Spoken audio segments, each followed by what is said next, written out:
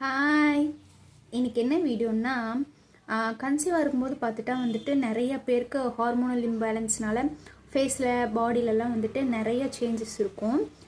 ஒரு சிலருக்கு வந்துட்டு நெக்லலாம் வந்துட்டு டேன் ஆயிரும். அந்த மாதிரி பார்த்துட்டிங்கன்னா எனக்கு வந்து ஃபேஸ் ஃபுல்லாக ஆக்னி வந்துருச்சு அண்டு டார்க் ஸ்பாட்ஸ் வந்துருச்சு. அப்போ வந்து ஒருத்தங்க என்னை கேட்டாங்க, என்ன உனக்கு மூஞ்சி இப்படி இருக்குது அப்படின்னு சொல்லிட்டு. நான் என்ன சொன்னேன், ஆமாம் மாசமாக இருக்கும்போது இப்படி தானே இருக்கும், ஒவ்வொருத்தருக்கும் ஒவ்வொரு மாதிரி இருக்கும்ல, எனக்கு இப்படி இருக்குது அப்படின்னு சொன்னேன்.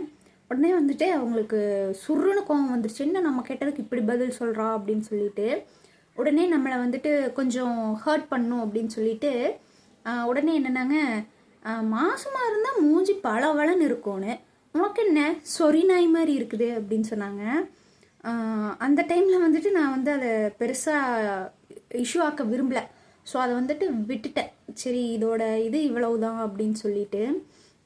ஆனால் அந்த சொரிநாய்ங்கிறது எவ்வளோ பெரிய வார்த்தை, கேட்குற எல்லாருக்குமே தெரியும்னு நினைக்கிறேன்.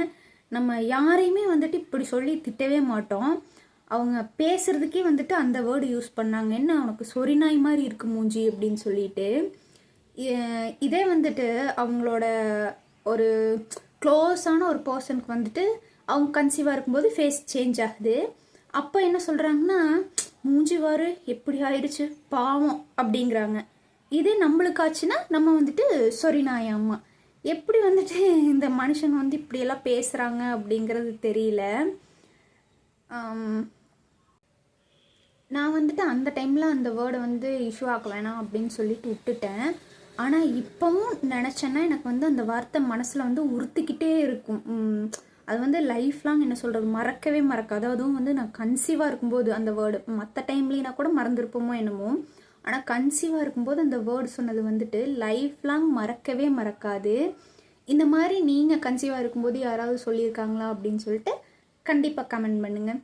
தேங்க்யூ.